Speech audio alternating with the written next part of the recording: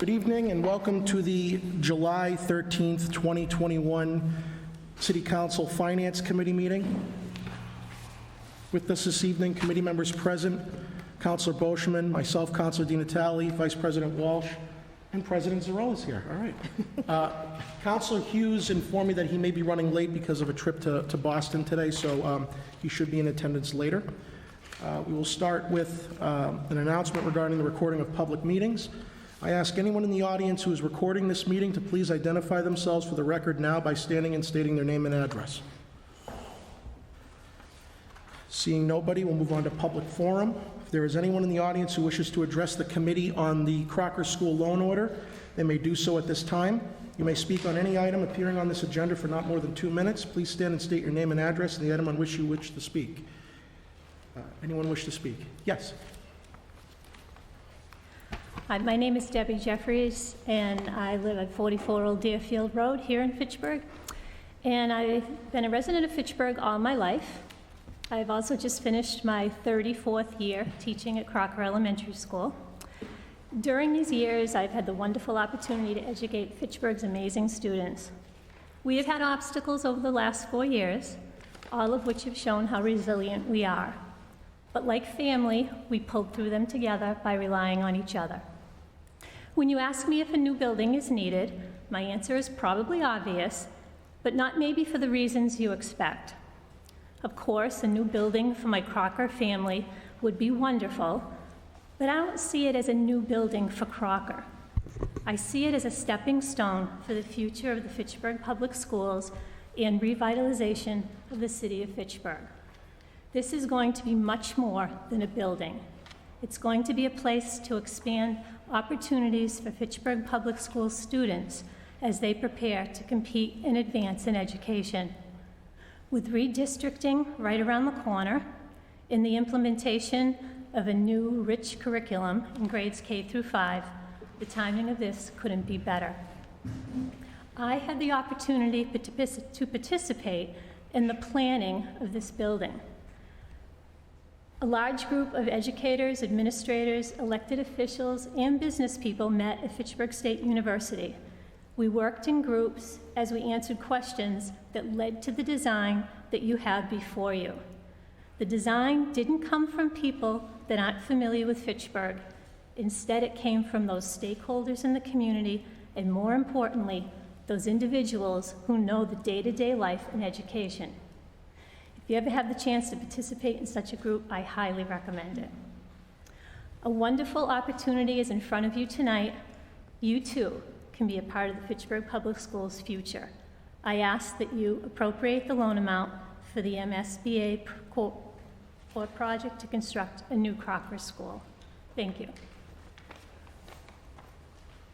My understanding is we have 2 school committee members online, and unless Committee Member LaBelle Pierce or Committee Member Cragen want to speak now, I'll allow them to speak if the council wishes to address anybody from the school committee during the part where we ask questions. Do the school committee members have any statements they want to make right now, or are you just here observing and hear if there's any questions? I don't have a statement. This is Jean, so I'm just observing and here for questions. Thank you. And I don't, Ms. Cragen, are you on?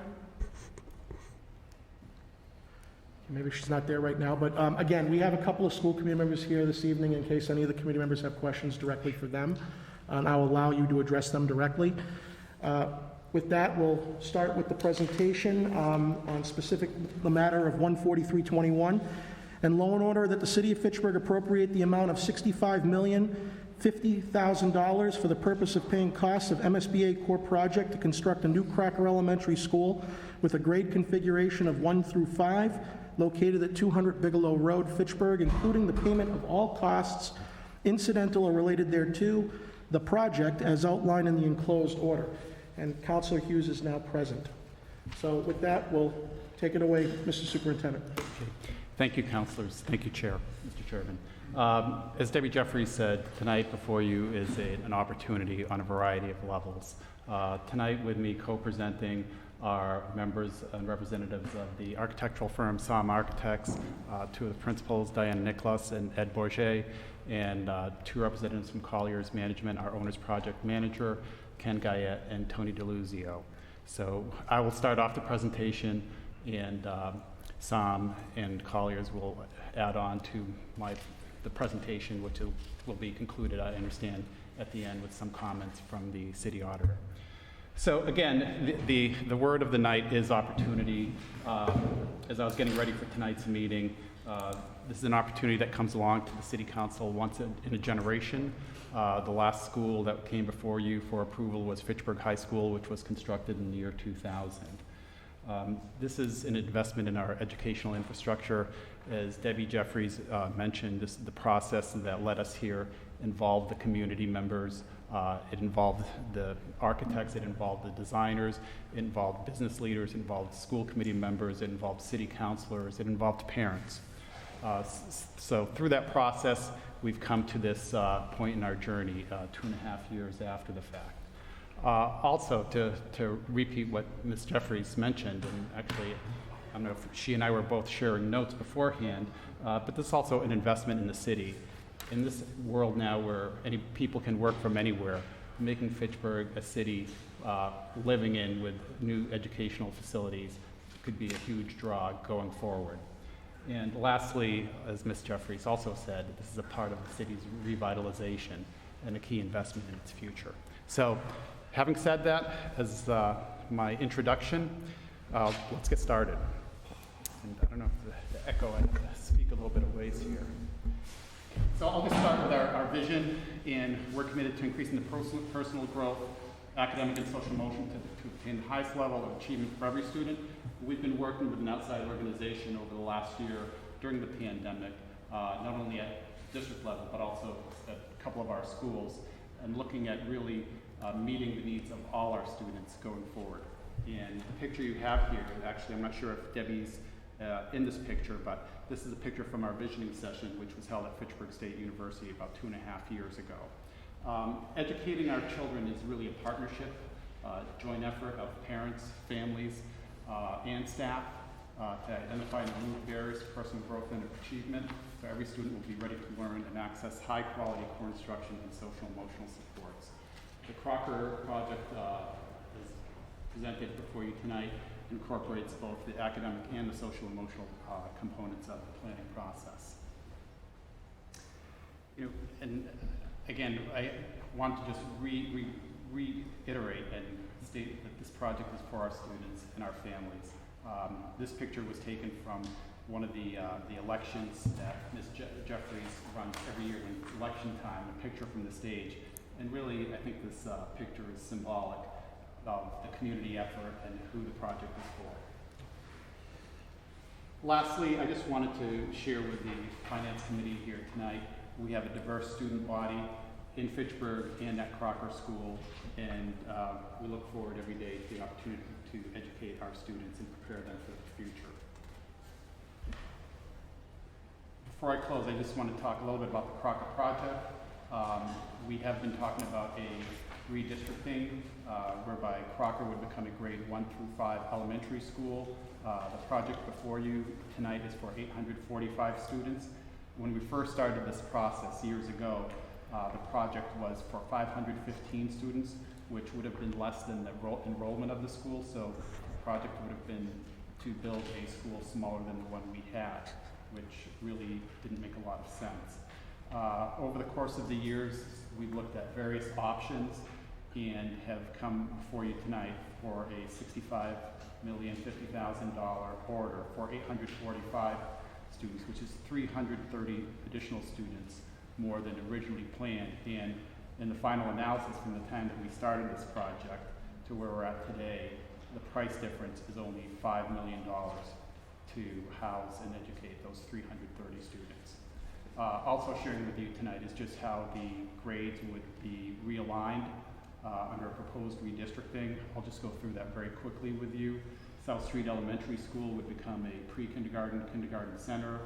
Crocker, Rheingold, and McKay would all be grade 1 through 5 elementary schools. Longsjo and Memorial would become grades 6 through 8 elementary schools. Currently, they're 5 through 8 elementary schools, and Fitchburg High and Goodrich would stay with the same grade configuration.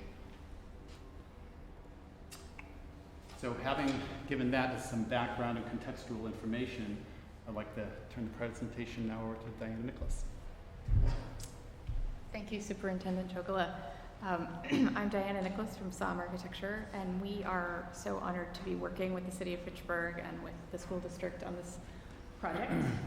Tonight I'm going to give you an overview of the project. We've just completed schematic design, so the next stages would be design, development, and construction documents. So these may look conceptual. There's a lot of thought behind them, but we do still have a lot of design ahead of us as well. So this is the site plan. You can see the existing Crocker building footprint is the dashed geometry that's sort of in the lower part of the site plan. That building will remain in place during construction, with the exception of the current portables that are on the back side of the school. We did this intentionally because we did not want the city to incur the cost of housing students elsewhere during the construction. So the gray building beyond is the new Crocker Elementary School. For those of you that are familiar with this site, there are 3 sort of vertical tiers on the site. And we worked to lay out the building so that it would sit on the central tier of the terrain there, which was also a way to control some of the costs that would have been incurred if we had built it across the site and we had much more earth to move. You can see the paths that are around the building. They're the sort of zigzag lines. Those are different accessible paths to allow students and visitors around the school, and also to connect to the new parking lot on the right. So that's the east side of the building. So on to the building itself. It's a 2-story building, and it's organized with a series of learning communities. So on the left, you see the lower level. You enter in the bottom of that floor plan there, and you come into a space that gives you immediate access to both the gymnasium, which is in pink, and then the cafetorium, which is in purple. This allows the school to be used for public events, and we're able to close it off. And just on the other side of the corridor from those 2 is the administrative suite and the nurses and other support spaces for the building. So then the top half of the building on both floors is occupied by a series of learning communities. So each grade has a learning community, and they all have a series of support spaces within them. So every grade has its own identity, and the 5th grade, in fact, has its own identity because they're on the 2nd level, but they're in that southern volume. So the building is designed with principles of biophilic design, which aims to connect the occupants of the building to nature. This also happens to be a concept that supports the ideas of social emotional learning. So this is the entry elevation. You can see the new driveway, the way the buses will come in, and then the new parking lot that's just beyond that. You saw on the floor plans the gym, so that's the volume on the left with the windows that look a bit like a zipper. And then you come in under that walkway and into the building. You can also see the new parking area that I mentioned on the right, and then some of the zigzag paths. We've worked with civil engineers and landscape architects on the design of the site, and you can see some of that represented here as well. So this is a rendering of a typical classroom. We are bringing in biophilic principles there as well. The floor pattern is something that echoes the exterior of the building, but we also we're not using lots and lots of colors because we want the teachers and the students to really develop the personalities of the classrooms. All of the classrooms will have that that same window configuration so that there's a lot of access to natural light in every classroom. So this is what's called extended learning. So every learning community that we looked at has a small area like this. And what this does is that it supports the classrooms in that area by letting students and teachers come out and do separate activities, or they might access different equipment than what's in their classroom. And it's really meant to be an extension of the classroom space. And these will all have sort of a biophilic theme, a biome of some sort. So this one happens to represent maybe the mountains, so that again, we're keeping the students thinking about the natural environment. And that's the end of my presentation. So, thank you very much. Thank you. Good evening. My name is Ken Guyette. I'm a Senior Director with Colliers Project Leaders. We've been fortunate to have been the Owner's Project Manager for the City of Fitchburg on 3 separate projects, one of it which is the Crocker Elementary School project. And I want to talk to you a little bit today about the finances of the project, not only the total project budget and how we achieve that, but also the MSBA process to a certain extent, to the level that I can at this point. I'll try to be as brief and succinct as possible, but it is kind of an interesting process with the MSBA. So if there's any questions, obviously, I'll be more than happy to take those as we go forward. So again, my agenda for tonight is to just talk to you briefly about the MSBA reimbursement, as well as the Form 3011 and ineligible costs, and I'll get into more detail as we go through these slides. So the reimbursement rate is determined by several factors, and this is something that the MSBA comes up with. There's some socioeconomic factors, as well as some base points that are given throughout the Commonwealth equally to each district. And then from there, there's income factor, property wealth factor, and poverty factor that factors into it. The MSBA caps their reimbursement at 80 percentage points. So, for instance, other districts may not be at that 80%, and if they're not, due to the socioeconomic factors that are determined here, there is these incentive points that MSBA would then look at to see how much reimbursement each district would get. Fortunately for Fitchburg is already maxed out at the 80%, so these incentive points do not come into play and do not factor in with the MSBA's reimbursement for the Crocker Elementary School project.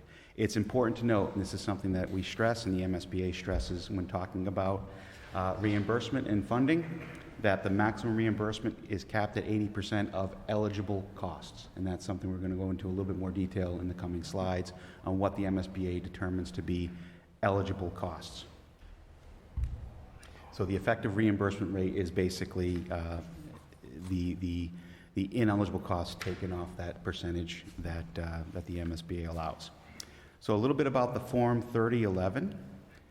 So this is also known as the total project budget template. This is an MSBA form. This determines what is eligible versus ineligible, determines what the maximum MSBA share is going to be, what that effective reimbursement rate ends up being for the district.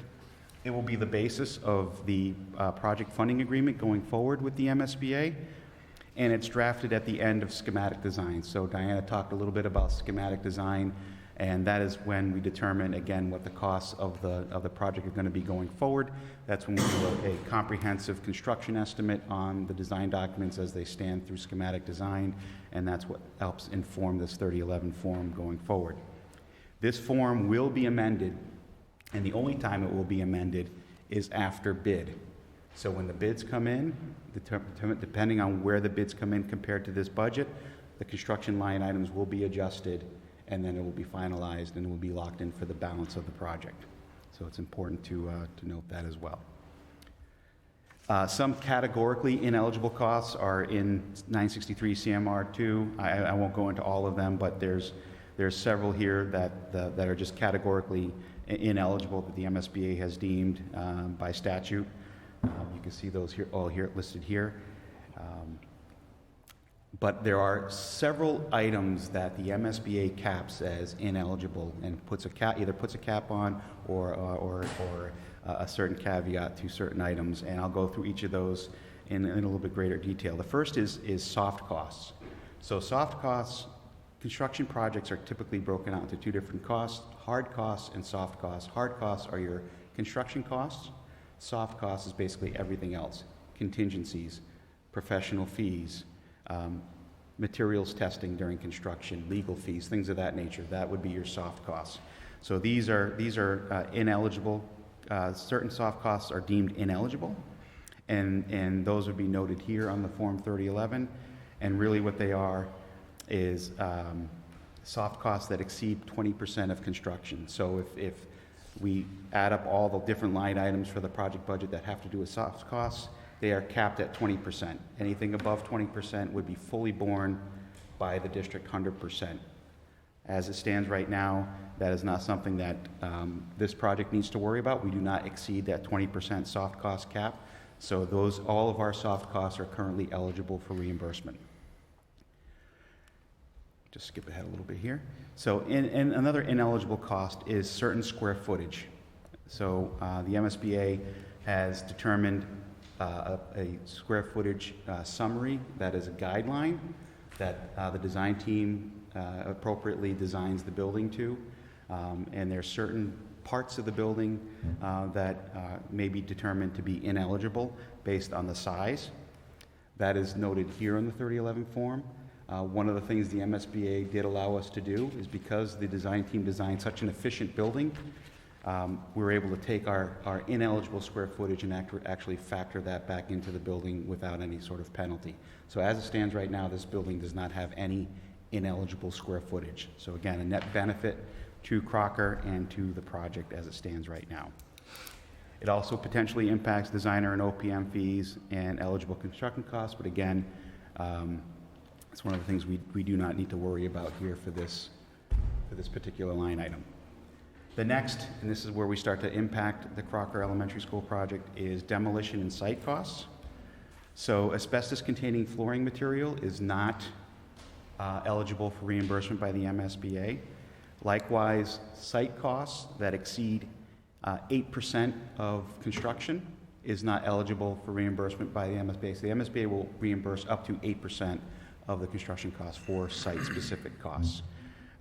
So those are things that typically are exceeded on projects, especially if you get into projects that do a considerable amount of grading, of material transfer, cuts, fills, fields, things of that nature. It gets very, very costly very quickly.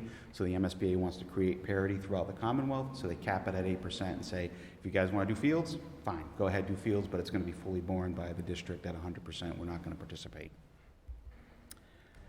So for Crocker, we are currently exceeding the site cap of 8% by 1.1 million, which is good considering what type of property we're dealing with. Again, you heard Diana talk about all those differences in elevation and the topography of the site. Very, very difficult. The design team's been great about minimizing those costs. The next and the biggest ineligible cost is construction costs. So likewise, this is typically where we see the largest portion of the ineligible costs are captured within these construction costs. And right now, the MSBA, when we first started doing this back and forth with the MSBA in the 3011 form, they had the 2017 cap on construction costs at $333 a square foot. We were going back and forth with the MSBA on that. It was a considerable amount of money that was deemed ineligible. The MSBA has recently changed their policy. Their policy is now capping it at $360 a square foot. So again, that's a net benefit to the Crocker School project. That additional dollars per square foot helped reduce our ineligible construction costs pretty significantly, and I'll go into a little bit more detail on a future slide with that as well. So this is just, again, showing where we're at with ineligible costs. The next item is furniture, fixtures, and equipment, FF&E, and technology. So FF&E, very easy. Take the roof off the building, turn the building upside down and shake it. Everything that falls out is FF&E. The FF&E is capped. It's based on design enrollment.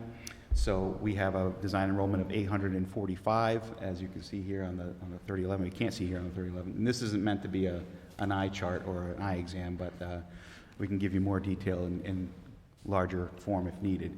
So this is based on design enrollment again. We have 845 students for our design enrollment.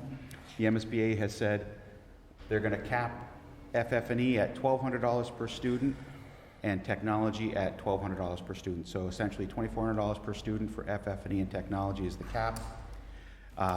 Anything above that is deemed ineligible.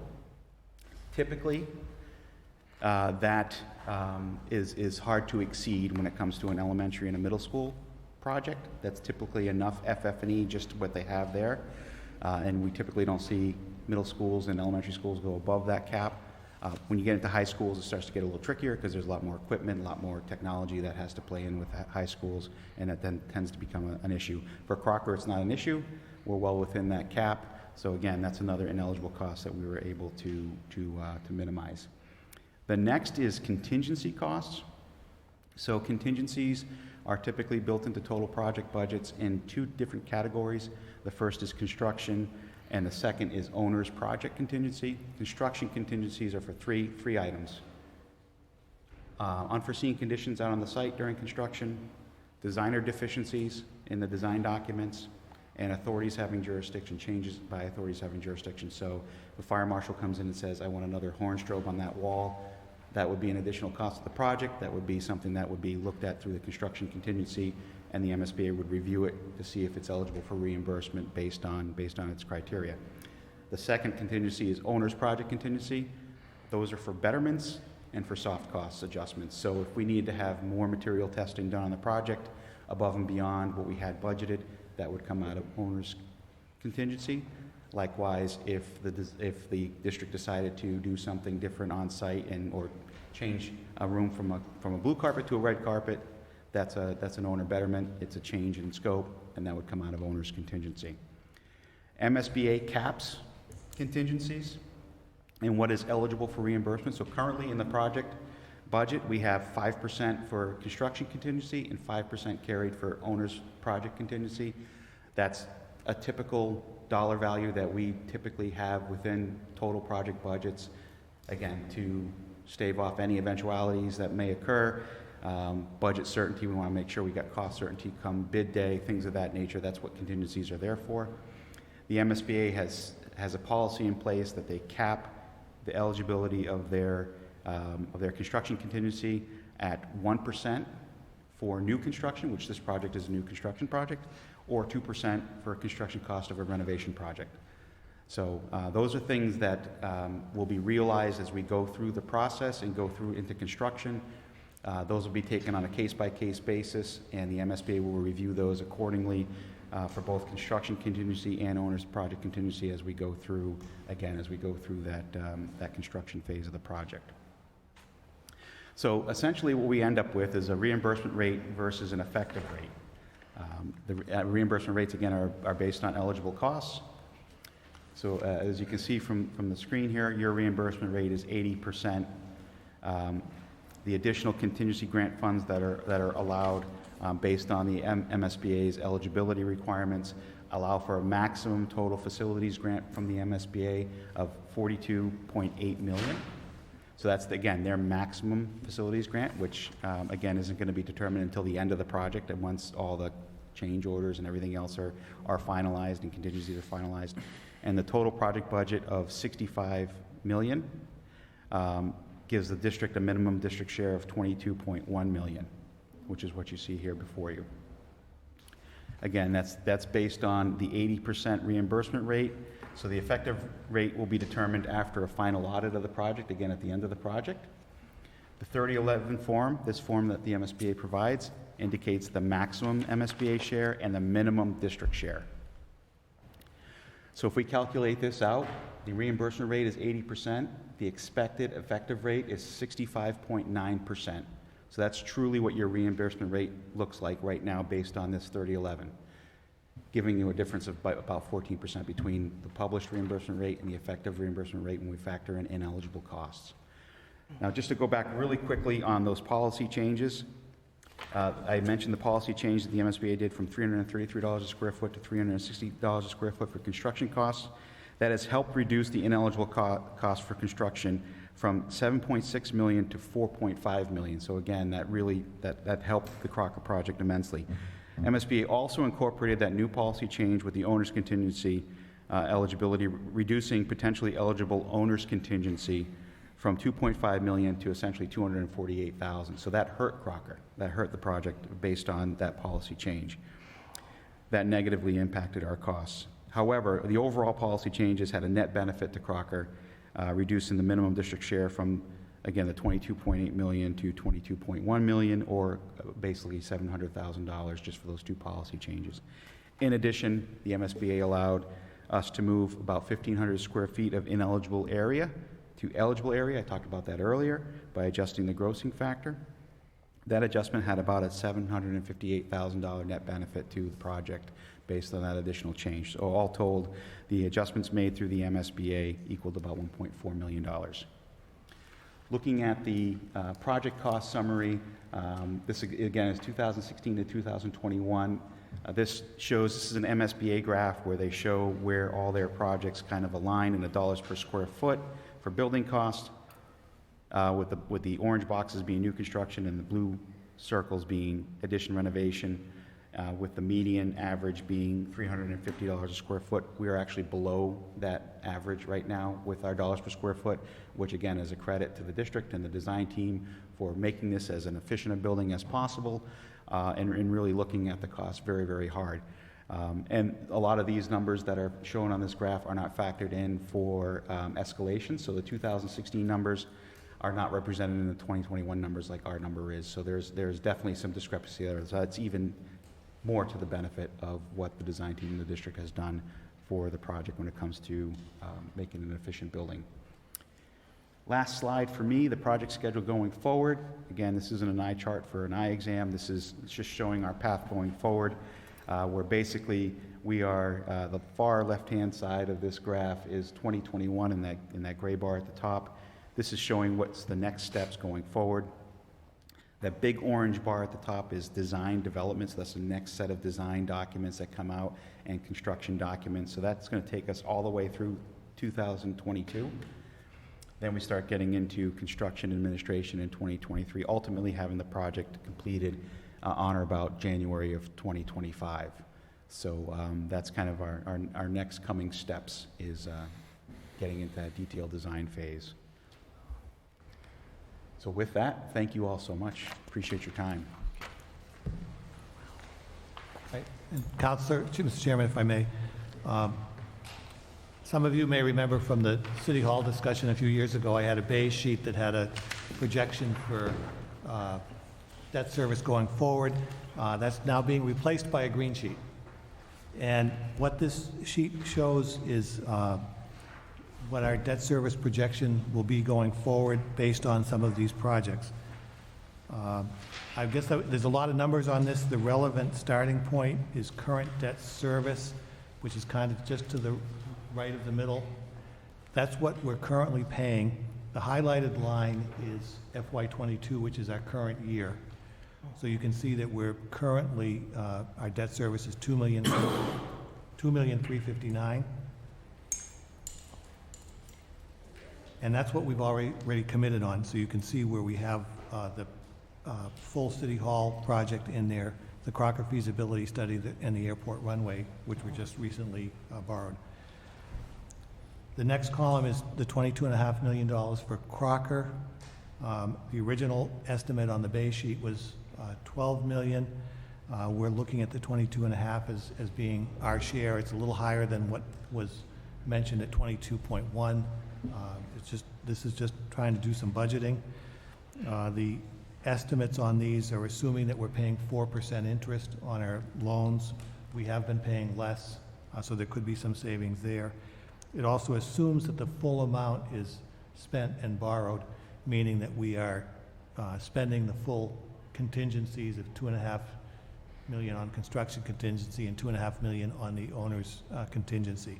That could go down. So this is probably as high as our costs should be. The column after that has to do with the library, and I realize that tonight we're not here to talk about the library. However, There has to be some consideration for that project going forward. We have talked about a renovation project of about $32.5 million, where the mayor was committing $6 million of city funding, and that's what we had done, calculated on the base sheet. Since that time, just looking at what's going on, I've asked the question, if we don't do the renovation, what would we have to do? We still have to do a rehabilitation then of the library building, and that cost estimate, and this is kind of a back-of-the-envelope estimate, of $12 million. So being, again, conservative on this, I've estimated a $12 million figure for library rehabilitation. If things fall differently, it may be less than that. If we could do the renovation and find additional funding to do that, that would be great. But at this point, our costs conservatively would be $12 million for that. So this is looking at the Crocker School and the library for new debt. And if you look down to FY 2028, you can see that the debt service maxes out at $4,565,000, which means in the next 6 years, we need to add about $1.3 million in our debt service, which shows the change on the right-hand column. It averages about $225,000 a year increase. And that's basically continuing to do what we have been doing, which is intentionally increasing that line each year so that as these projects hit, we're not looking at having to absorb a $1 million or $1 million plus hit. We're gradually working into it. It's also given us, here it's called budgeted capital spending. In the budgets, it's the reserve for capital spending. It's given us some additional money that we have been able to use for smaller projects along the way, sometimes for the schools, the airport, or some city projects. Continuing after FY 28, and I realize that's a long way off, this chart just assumes that we level fund debt service, which means whatever reductions in our actual debt service reverts back to the budgeted capital spending or reserve for capital, which basically clears space for future projects, either to pay directly or to then have another big project that we may want to borrow.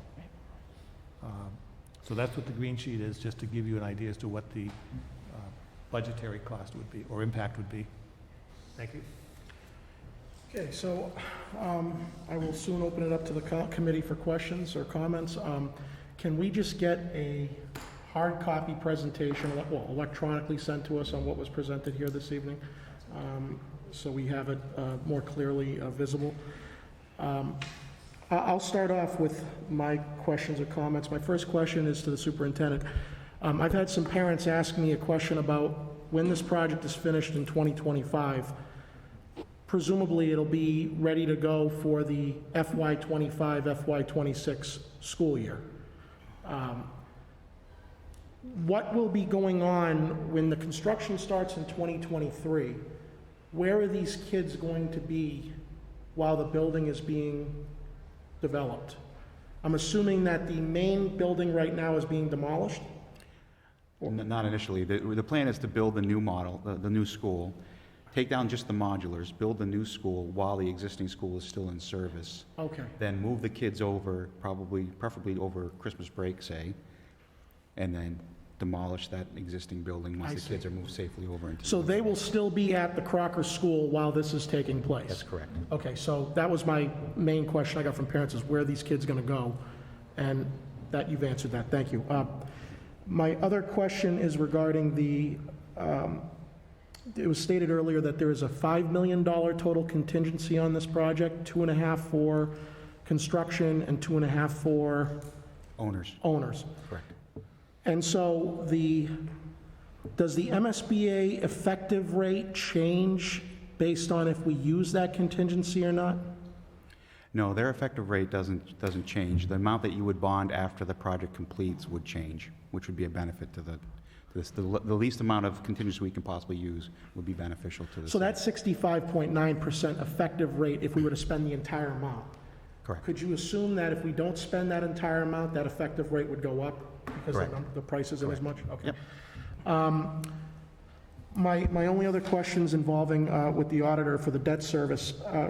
Mr. Auditor, so actually, there's not really a question, just more of a comments on what I'm seeing here. So the city's FY 2019 debt service budget, actual spending was $4.327 million.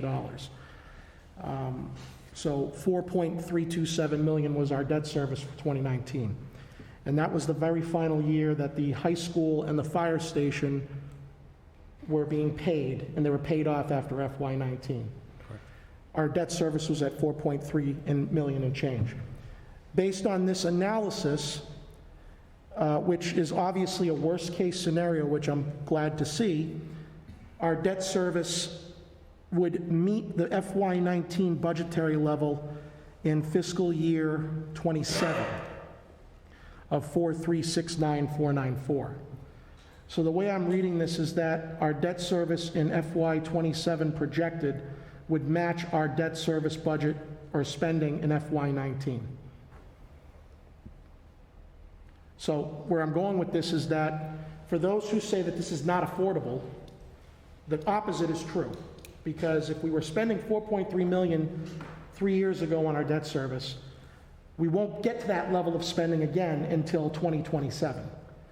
And we've already baked into the process, because those loans dropped off in 19, instead of dropping our budget considerably down to that debt service number, we kept a retainer in there, which was the reserve for capital spending, so we wouldn't get caught with a massive increase in our debt service budget in 1 year. So what I'm trying to point out to the public and to the committee is the highest point of our debt service spending in FY 19 is going to be that in 2027, well after this project is taken out. So for anyone who's concerned that this is not affordable, it's affordable.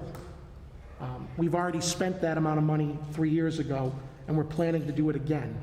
So we're not going to get caught with any surprises. And again, this debt service projection is a worst-case scenario. We're assuming that library renovations are not going to take place at all, so we have to front $12 million.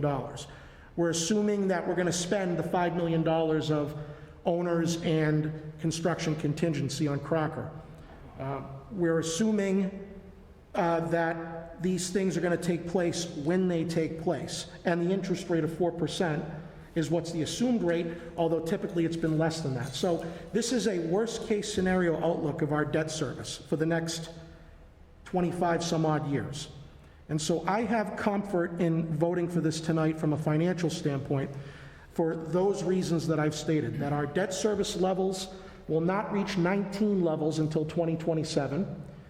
And when they reach debt service levels in 2027, other than one additional year, they'll start to drop off. And there's a lot of assumptions in here that may not play out. We're assuming we're going to spend all the money on Crocker, all the contingency, which we hope not to, and the library renovations will require $12 million if we don't go forward with the project. There's a lot of assumptions here. I am encouraged, though, that even in the worst-case scenario, we're going to front $12 million to the library, worst case. And so my only final question for now to you, Mr. Auditor, is when you gave us the beige sheet, or the peach sheet years ago, you had a number of $6 million in there for the library. Why is it now double that? How are we, so if I have to explain this to anybody, why would our allotment to the library in a worst-case scenario double versus Right. 4 or 5 years ago? So the $6 million figure was the figure that the mayor was offering to the library for that project. As I recall, the project was about $32.5 million. They've got, I believe, a $12 million grant from the state. The mayor was committing $6 million. They were going to try and fundraise about $3.5 million. That still left about $11 million that they had to come up with. They've been talking about different mechanisms for doing that. They've talked about tax credits and other things, which is all good. But I guess I'm looking at the other side to say, if this project falls through and we don't get the grant money, or there isn't a way to fund this any other way, we won't do the renovation, but we still have to do rehabilitation work on the building. Right, so it's encouraging to me to see on paper, and I know we're talking about the school, but the library plays a role in my decision because we have to have foresight that other projects will be impacted by what we do here Right, tonight. right. That the library could potentially get 12 million, worst case scenario, if the project doesn't go forward, we have to do mass rehab. And even with that 12 million, we still will be at our debt service levels that we were at in 2019 Right. in FY '28, and then they'll taper off after that. So I'm very comforted and confident in what you provided to us as a worst-case scenario to say that we can do, at worst, mass rehab in the library while doing this project, while doing City Hall, and still fall within our FY '19 budgetary cap that we were at. Is that a fair statement? Yep. Okay. And so, based on those points, I will vote for this. Obviously, we voted as a council last week as a formality because we wanted to move this forward, but I obviously have no issues with continuing this forward. One question I have too about the process with MSBA. MSBA essentially dictates, do they not, what we do? That's correct. I mean, I've had people ask me, why didn't you do this, or why didn't you do that? And I say, well, in this case, because the MSBA probably has every single school district in the state crying for money, I kind of look at this as hitting the lottery. Yeah, Because MSBA doesn't have to do this. that's right. I'm sure there are 50 or 60 school districts that are not getting anything this year, or not getting anything that they know of for the next few years. They're playing the waiting game. So we are fortunate that we got to this point where they're going to front us essentially 66% of the costs. So I look at that from a standpoint of we're very lucky that they're going forward with this, but I think people have to understand they are driving everything, correct? I mean, if we wanted to do a different school, we can't they're not just gonna say, okay, we'll take the money we're gonna give you for Crocker and do it for Longshore, right? No, absolutely not. They pick the school, That's right. and they go through a painstaking process of what they want to spend the state's money on. And we're kind of at their behest because, again, they can simply say to us, okay, you don't want the 42 million? You want the 42 million? I mean, so it's not just the city of Fitchburg saying, here's our option, take it or leave it. It's actually the opposite. We may give them some options, but they're going to pick which one they want, and then we have to fall within what they choose. Correct? Yeah, I mean, it went through, the feasibility process had several options that again, was chosen by the district, but then the MSBA had to essentially bless. Exactly. So the preferred option was chosen by the district. The MSBA said that's the right answer for your city based on everything that we've seen in your program. We're fully behind it 100%. Okay. Or Thank you. 66% in this case. Thank you. President Zarella. Thank you. I'm also very much in favor of this. I appreciate all the work that's been put into this by everyone who has had involvement in it, especially all the creative solutions that have been found to save us money. I did have one very, very simple question for the auditor. On the green sheet, the abbreviation BAN, what does that stand for? BAN is a bond anticipation note. So Okay. That's a temporary borrowing for 1 year. Gotcha. Okay. That's actually my only question. Otherwise, I am very pleased with everything I've heard, and I will be voting for this to go forward. Council, use one minute, please. Just, Mr. Auditor, I just had one thought on this. On the Crocker Field where it says ban of 10 million, Yep. where on the schedule below that is the rest of the 12.5 million being borrowed? All right, so on this, it's expected the first year we would borrow 10, so there would be interest of 300,000. The next year, we would borrow the full 22.5. Is that where the 2,025,000 kicks in? No, Oh, okay. this would be still a temporary a 1-year borrowing. We pay Okay. interest only 675. Oh, I see. The third year, interest only 675, and then we bond it, because that's assuming that, gotta see where I am here. That would be in FY '25, we borrow, which means, it would normally be in June, so if the construction is complete in January of '25, we would bond it in June of '25. So the initial 10 million borrow will be temporary, will be 2022, and then in 2024, we'll borrow the rest? which is why it goes from 300,000 to 675? Correct. Okay, thank you. Correct. Council Hughes. Thank you, Mr. Chairman. I just want to say to the superintendent and all of those who are working with him, after serving in the public schools for more than 21 years and seeing firsthand the condition of some of our buildings, and I want you to know how appreciative I am for your commitment to doing all you can and working with the city leadership to get these necessary learning institutions in place for our future. And I just want to say thank you. And I will be voting for this project, and I'm very happy as to how it turned out. It seems like it's labor intensive, but, you know, we're going. Thank you so much. Anybody else wish to speak? Councilor Boschman. I'll yield the chair. Vice President Walsh. Oh, thank you, Mr. Chairman. I wanted to thank, I'll echo the sentiments of the other councilors to thank all of you for obviously, the hard work that was put into all of this. I just have a quick question for the superintendent. When you talked about the configuration of the grades and the schools, when would that take place? When Crocker School is actually completed? Or is some of that going to be ongoing as we move forward with this project? The redistricting, we would plan to start the redistricting not this coming school year, but the following school year. Okay, all right. That was my only question. Thank you. Councilor Boschman. I think personally, I think it's a lot of money for a K to 5 grade. I'll probably vote for it, but I really think it's a lot of money.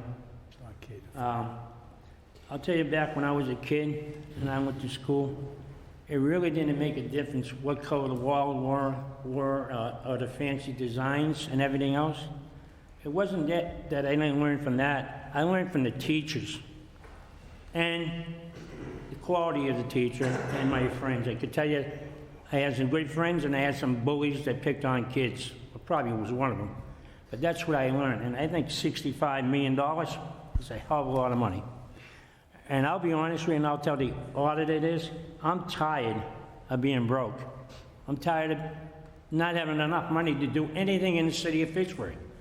Never have enough money to do anything. We can't do a lot of things that we want to do. And I really get upset. I really do, because we can't do it. My question to Mr. Jockworth first. We spent a lot of money. I know you can't answer that because you told me about Crocker Elementary School, what happened back 2 years ago, or a year and a half ago, 2 years.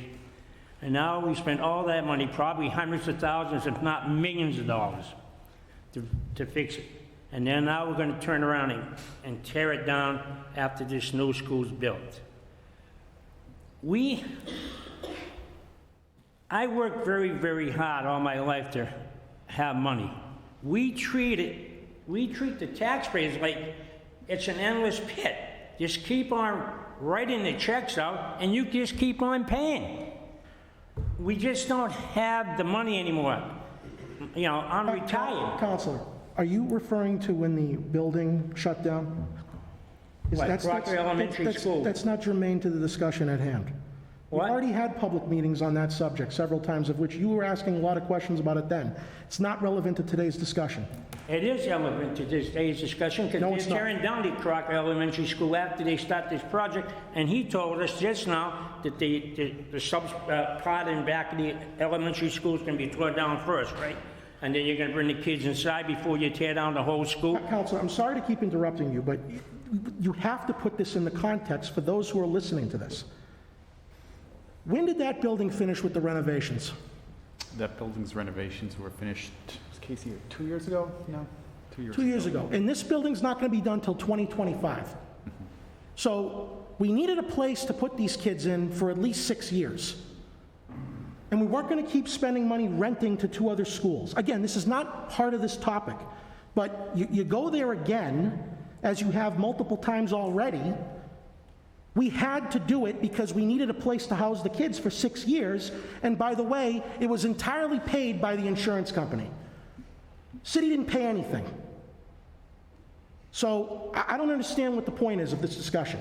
It's over and done with. Unless you want to rip out the repairs that were done and send the kids out of the building, I don't understand what that has to do with what we're talking about here. Well, let me explain something, Mr. Di Natale, Mr. Chair. There's somebody that had to pay these prices, and whether it be the insurance company or not, somebody paid the insurance company. We have general insurance, counselor, that covers major issues like this. We've always had that in our budget. It wasn't an added expense to the city. We have a general liability insurance carrier that covers accidents and damages. I understand that, sir. If you understand it, then you wouldn't keep bringing this up. I understand it, and I also know that every time I put a claim in, my insurance rates go up. You said, sir, that we're broke and we I know can't we're afford broke. anything. This does not say we're broke. This is a debt service project. I just went through chapter and verse how this does not put us in a position where we can't afford it. And it just went right past you. Listen, I said it was a lot of money. I didn't say we couldn't afford it. And my questions was to the city auditor, not you, the city auditor. I run the and meeting, I just sir. said I'm tired of being broke. I run That's the all I meeting, sir. said. As a taxpayer, I'm tired of being broke.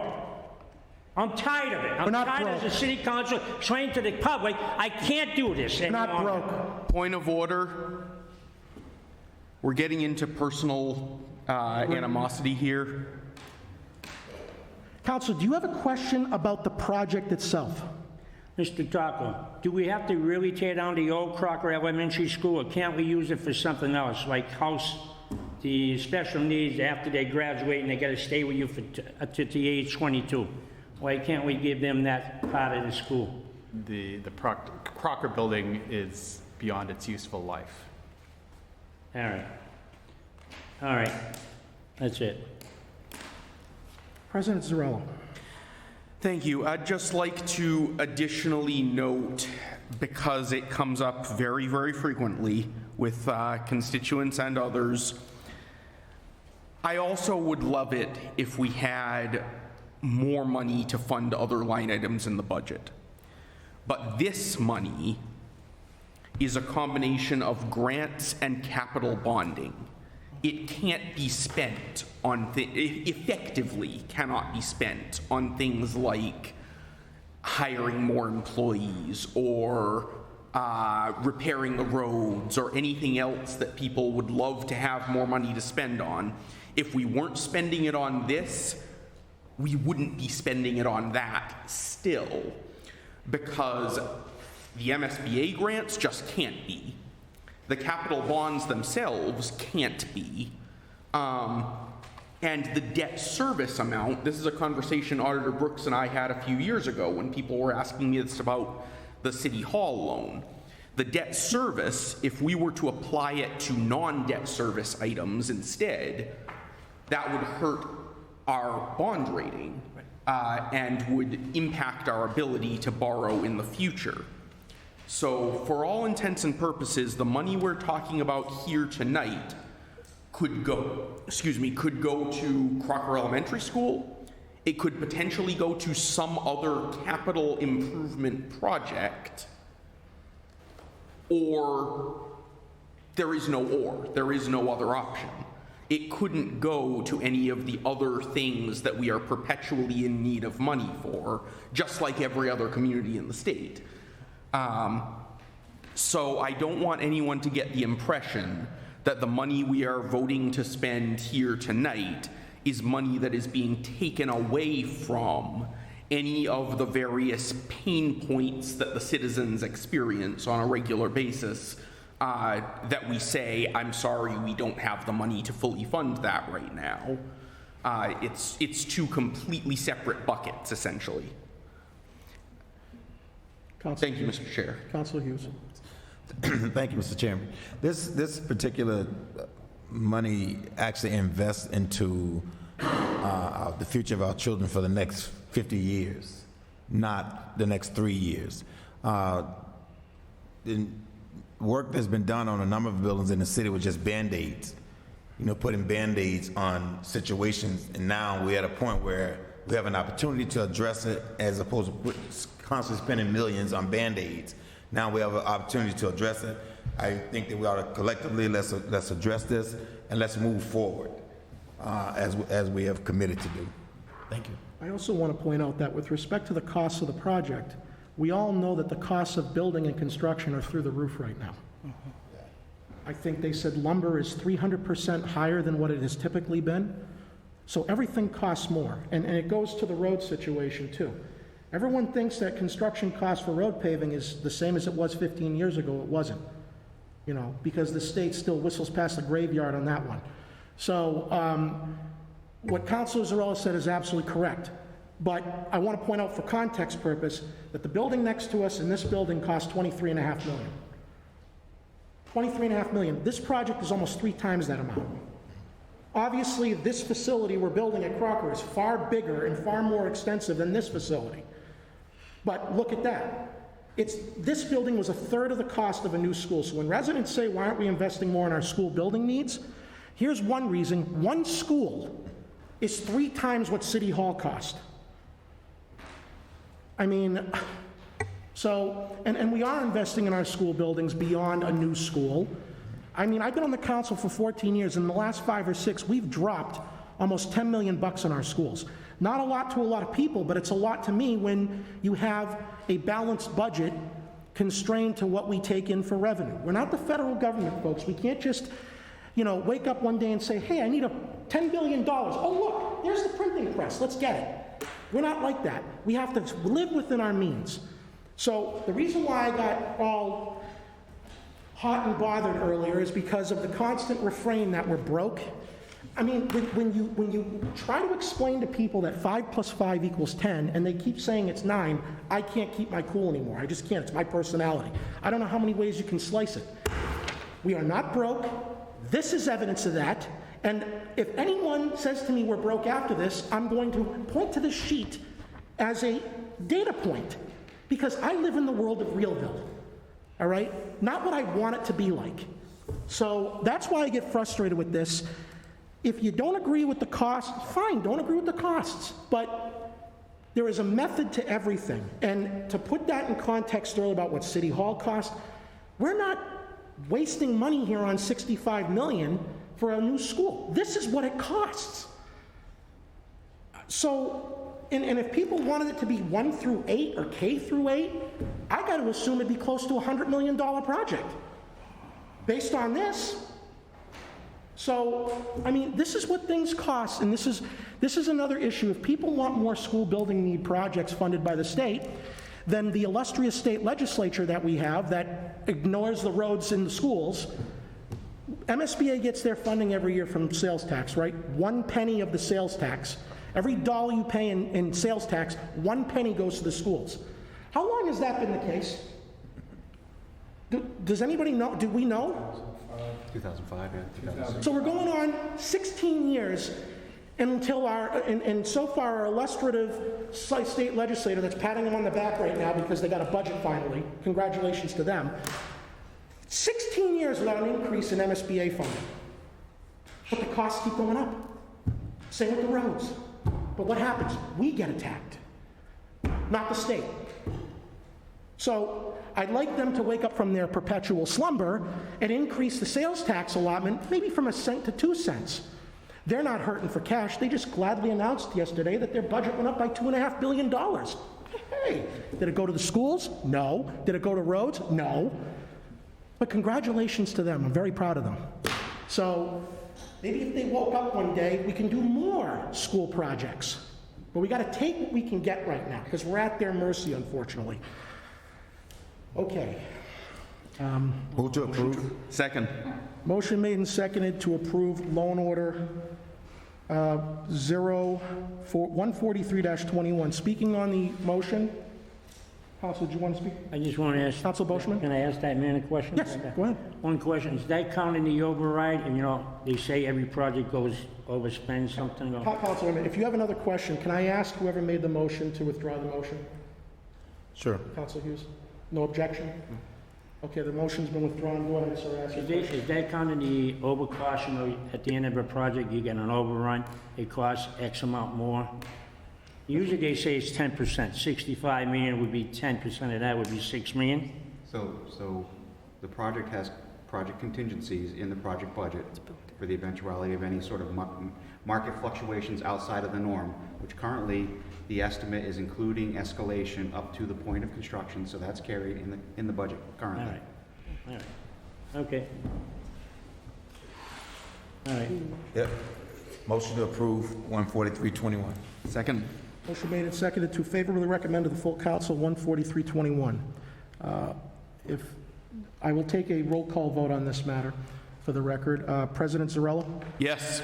Vice President Walsh? Yes. Counselor Hughes? Yes. I am a yes. Counselor Boishman? go ahead, yes. It passes unanimously. Thank you. Thank you. Motion to adjourn. Second.